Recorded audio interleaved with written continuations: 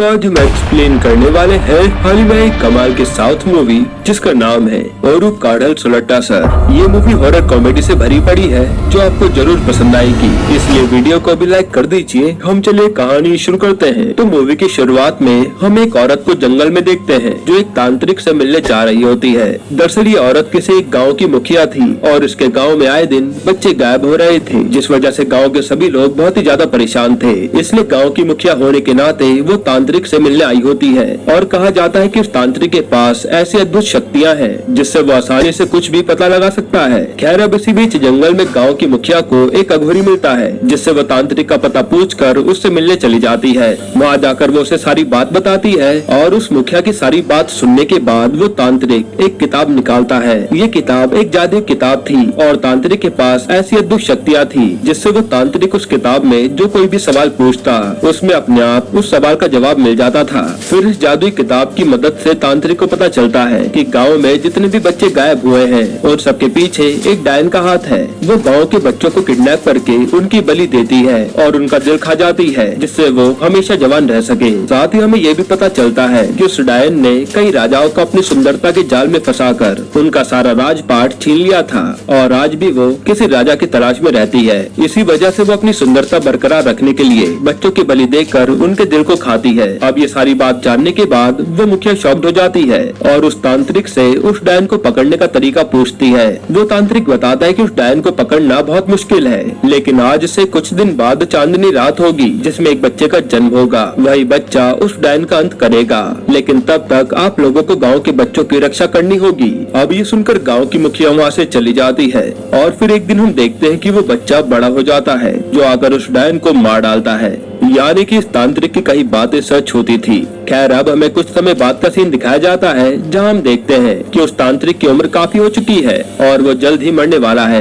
इसलिए वो तांत्रिक उस जादुई किताब को एक ऐसी जगह छुपा देता है जिससे उसके परिवार के अलावा वो जादुई किताब किसी और को ना मिले, क्योंकि अगर ये किताब किसी गलत हाथों में चली गई तो वो इसका गलत इस्तेमाल कर सकता है। खैर अब मूवी में हमें कुछ साल बाद का सीन दिखाया जाता है जहाँ अरुण नाम के एक डायरेक्टर को देखते हैं जो एक एक्टर को स्टोरी बता रहा होता है और उसे कहता है कि वो उस स्टोरी पर फिल्म बनाना चाहता है। लेकिन जब वो एक्टर उस स्टोरी को पढ़ता है तो उसे स्टोरी पसंद नहीं आती, इसलिए वो उसे इस कहानी पर काम करने से साफ मना कर देता है। अब ये सुनकर तो अरुण काफी उदास हो जाता है और अपने घर लौट आता है, जहाँ हमें पता चलता है कि वो तांत्रिक अरुण का दादा है जिसे हमने मूवी की शुरुआत में देखा था और वो जादुई किताब भी अरुण के घर पर ही मौजूद थी। लेकिन अरुण को उस जादुई किताब पर जरा भी भरोसा नहीं था कि ऐसी जादुई किताब सच्ची में होती होंगी। खैर अब अरुण अपनी अच्छी स्टोरी लिखने के लिए अपने दोस्तों के साथ बाहर जाने का प्लान बनाता है, लेकिन जाने से पहले अरुण की माँ उसे वही जादुई किताब देती है और कहती है कि जब भी तुम कोई मुसीबत में होगे तो ये जादुई किताब तुम्हारे काम आएगी। अब अरुण उस किताब को लेना तो नहीं चाहता था,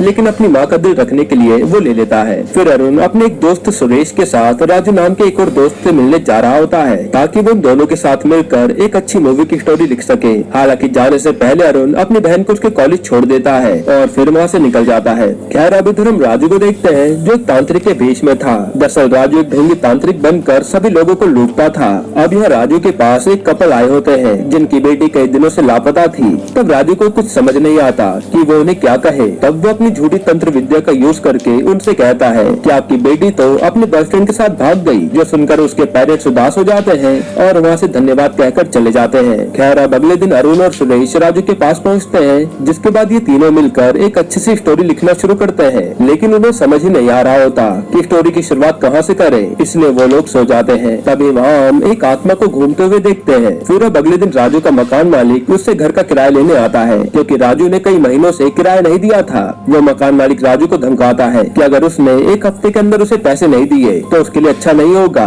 ये बोलकर वो वहाँ से चले जाता है। फिर उसी रात को वो सभी लोग फिर से एक अच्छी स्टोरी लिखना शुरू करते हैं, लेकिन आज भी वही दिक्कत थी कि कहानी शुरू कैसे करें। तभी अरुण को उस जादुई किताब का ख्याल आता है और वो सोचता है कि उसमें शायद अच्छी कहानी हो सकती है, इसलिए वो उससे मदद लेने की सोचता है। जिसके बाद अरुण उस जादुई किताब को अपने बैग से निकालकर अपने दोस्तों के पास लाता है और उनसे कहता है कि शायद हमें इसमें कोई अच्छी कहानी मिल जाए। जिसके बाद अरुण उस किताब को खोलता है, लेकिन वो किताब तो पूरी तरह से खाली होती है। अब खाली किताब को देखकर ये सभी लोग ये तय करते हैं कि चलो अब इसी किताब में हम अपनी स्टोरी लिखेंगे। जिसके बाद वो उस खाली किताब पर अपनी स्टोरी लिखना शुरू करते हैं कि काव्या नाम की एक सुंदर सी लड़की थी जिसके पति का नाम करण था और वो एक कारपेंटर का काम करता था। ये दोनों एक दूसरे से बहुत प्यार करते थे और एक दूसरे के लिए जान तक दे सकते थे। अब इतना लिखने के बाद सुरेश और राजू को नींद आने लगती है तो वो किताब बंद करके सोने चले जाते हैं और इन सब के सोने के बाद हम उनके घर में करण और काव्या की आत्मा को देखते हैं। यानी कि वो लोग जो उस जादुई किताब में लिख रहे थे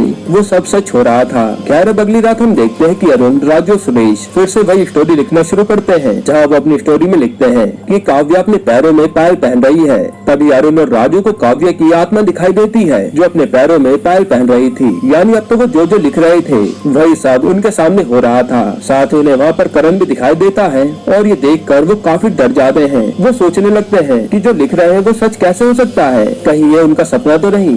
इसलिए अगली सुबह अरुण और राजू इसी बारे में एक दूसरे से बातें कर रहे होते हैं कि अगर वो सपना था तो दोनों को एक जैसा सपना कैसे आ सकता है। और यहाँ दोनों समझ जाते हैं कि ये तो असल में हो रहा है। जिसके बाद दोनों सुरेश को आकर बताते हैं कि कल रात स्टोरी लिखते समय उन्हें काव्या और करण दिखाई दिए थे, तो क्या वो उसे भी दिखाई दिए थे।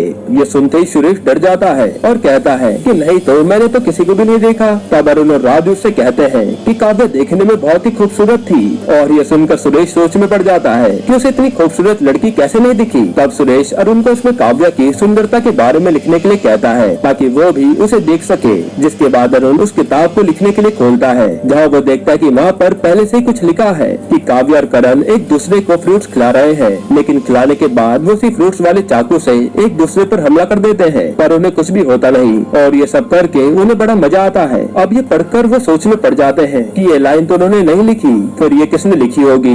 तभी इसी बीच राजू और अरुण को दूसरे कमरे से कुछ आवाज सुनाई देती है और जब वो वहाँ जाकर देखते हैं तो सच में वहाँ पर काव्या और करण एक दूसरे को फ्रूट्स खिला रहे होते हैं और फिर उसी चाकू से एक दूसरे पर हमला कर देते हैं। लेकिन ये सब सुरेश को नहीं दिख रहा होता। खैर अब अगले दिन राजू और अरुण बातें कर रहे होते हैं कि ये सब जो कुछ भी उन्हें दिख रहा है वो किताब की वजह से दिख रहा है और शायद इस वजह से वो कहीं मुसीबत में न पड़ जाएं। इसलिए वो डिसाइड करते हैं कि वो अब से उस किताब में कुछ भी नहीं लिखेंगे। हालांकि अब किताब में कुछ भी न लिखने के कारण अब आईने में अपने आप स्टोरी लिखनी शुरू हो जाती है और इसी बीच उन्हें काव्या भी दिखाई देती है जिसे देखकर अरुण और राजू काफी डर जाते हैं। लेकिन सुरेश को तो कुछ भी नहीं दिख रहा था, इसलिए वो तो बस सोच में पड़ा था कि यहाँ हो क्या रहा है। खैर अब इन सबसे अरुण काफी डर जाता है। जिसके बाद वो उस किताब को वापस बैग में रखने जाता है, लेकिन सुरेश उस किताब को अरुण से छीनने लगता है क्योंकि वो भी काव्या को देखना चाहता था और इसी चक्कर में किताब उनके हाथ से नीचे गिर जाती है जिसके कारण उस किताब में से करण बाहर निकलता है और अब सुरेश को भी करण दिख रहा होता है। करण को देखकर ये सभी लोग डर जाते हैं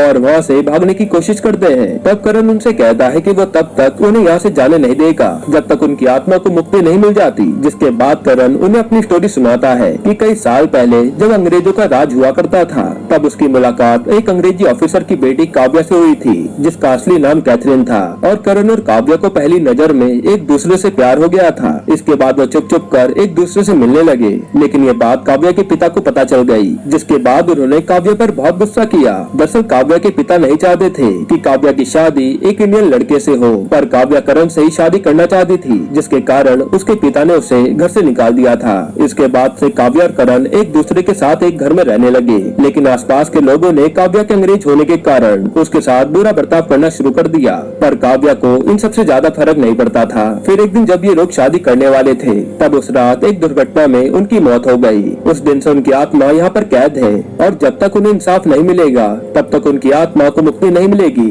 साथ ही हमें ये भी पता चलता है कि करण की आत्मा को पता था कि अरुण उसी तांत्रिक का पोता है जिसके पास वो जादुई किताब थी और अब करण अरुण से कहता है कि वो उस जादुई किताब की मदद से पता लगा सकता है कि उसके साथ उस दिन क्या क्या हुआ था। अब ये सब कहानी सुनकर अरुण, राजू और सुरेश को बहुत दुख होता है। जिसके बाद वो लोग तय करते हैं कि वो इन्हें इंसाफ दिलाकर रहेंगे। फिर ये तीनों अपने हिसाब से करण और काव्या की स्टोरी लिखने लगते हैं कि शादी वाली रात उनके साथ क्या क्या हुआ होगा, जहाँ हम देखते हैं कि जब ये लोग सही कहानी लिखते तो करण और काव्या वैसे ही हरकतें कर रहे होते हैं जैसा उनके साथ हुआ था, और जब ये लोग कुछ गलत लिखते तब करण और काव्या की आत्मा एक जगह पर रुक जाती जिससे इन्हें समझ आ जाता कि जहाँ करण और काव्या की आत्मा रुक गई, यानी उनकी स्टोरी गलत है। इसके बाद वो लोग उस स्टोरी की लाइन को मिटाकर दूसरी लाइन लिखना शुरू कर देते थे। अब इसी बीच हम देखते हैं कि काव्या एक जगह पर ऐसे रुकी हुई है जैसे किसी ने पीछे से उसकी साड़ी पकड़कर उसे खींचा हो, और अरुण के पास तो अपने दादाजी जैसी कोई शक्ति भी नहीं थी जिससे वो पता कर ले कि उस रात इन दोनों के साथ क्या हुआ था। इसलिए वो लोग अलग अलग स्टोरी बनाकर जादुई किताब में लिख रहे होते हैं ताकि इन्हें सच पता चल पाए।